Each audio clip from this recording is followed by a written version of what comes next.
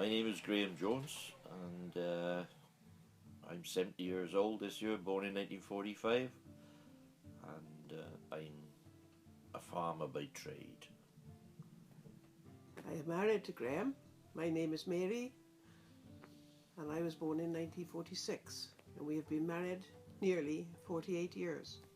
As a partnership, we've been farming since 1967, which is quite incredible. It's been a long, fairly pleasant path. In total, we farm some 250 acres, plus some hill rights on an adjoining common land. We got beef, sheep and pigs. Pigs are a minor part of the business and only amount to variable, just a few sows. Sheep-wise, we have 130 pedigree Texel ewes and round about the 220 commercial ewes, which are more of a mixed type, basically mountain sheep and crossbred ewes. Cattle-wise, we have about 25 cows, which are pedigree blonde Aquitaine and followers. At the moment, they haven't got a blonde Aquitaine bull with them, they've got a Aberdeen Angus bull with them, which means the calves are crossbred.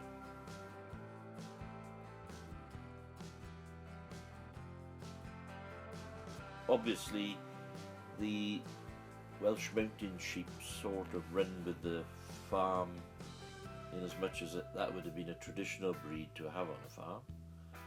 But the Texel sheep would be far from traditional, being a breed that was only introduced into this country in 1974-75. They're a breed that at the time we were milking it back in those days, and we started keeping a few of these strange Texel sheep because it was what we were led to believe the market needed, and it subsequently proved to be true, so that's why we've got the Texel sheep.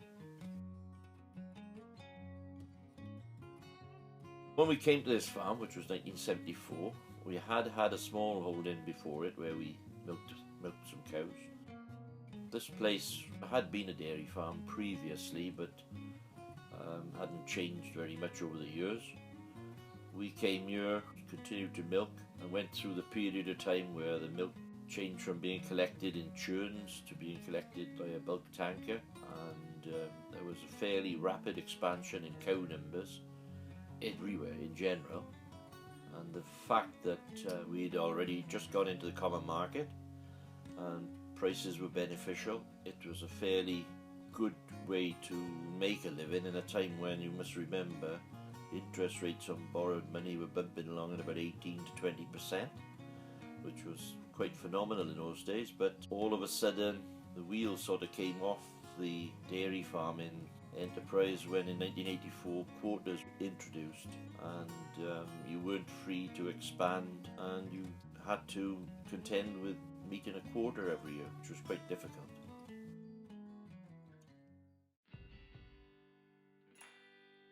Basically, the difference between hill farming and lowland farming is a geographical difference. The terrain tends to be more difficult.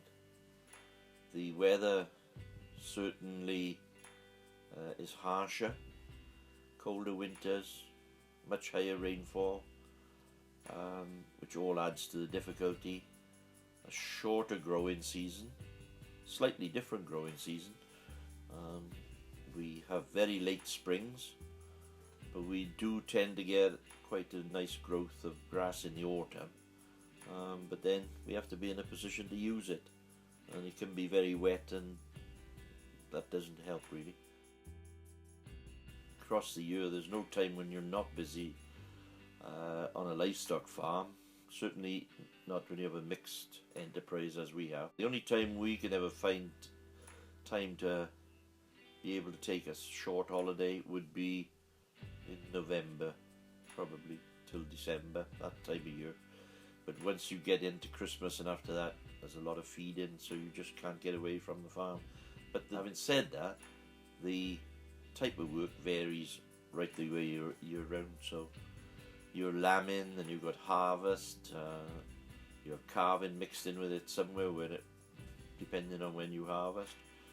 You've got your sale times, which is very important on hill farm because it's a cash flow problem, that your income basically comes in once a year, so that's a very important time.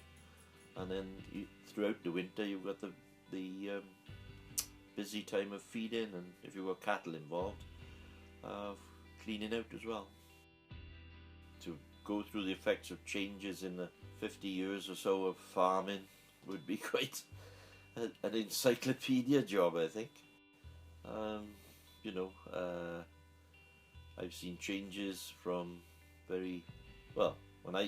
As a child, I would have worked on a farm where horses were regularly used, up till now when we see tractors that are so big you can hardly get them in the field, but they don't mind, they're the contractors. Tremendous changes. The number of farmers has declined, the age of the farmer has increased, the average age of the farmer, that is.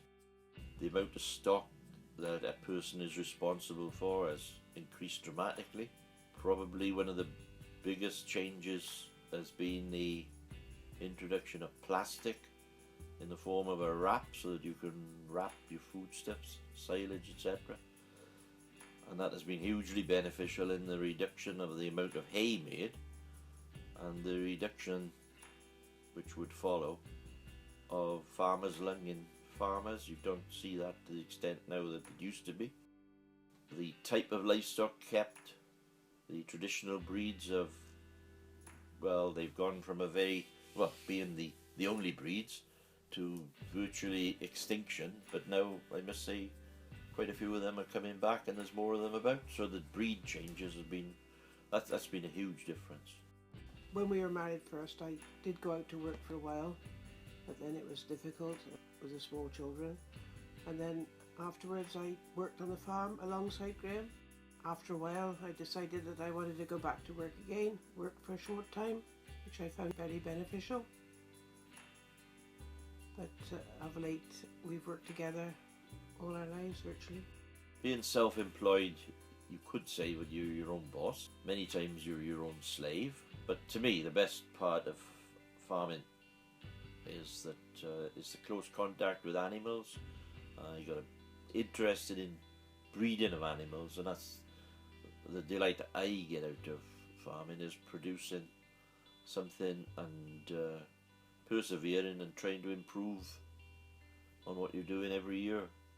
Financially, it wouldn't be the most rewarding of occupations. I can't say as I know of anybody who's made a fortune out of farming, but I know a good many that have made a lot of money because they were farming. I think you've got your independence. I always think at lambing time, the thought is always worse than the deed. It's always a pleasure to bring stock into the world. When it's healthy, it's enjoyable to see something brought to life. If someone could tell me what the future was, I could make a plan. The 70 years of age, I think, was a bit of a limited future, but at the moment we are in reasonably good health, and as things are at the moment, we can proceed quietly, but obviously if there's any material change, we would have to make serious changes. Probably we don't give enough thought to the future, or perhaps we don't want to see the future. We are tenants, so it does make life a little more difficult than if we owned the place. Time will tell.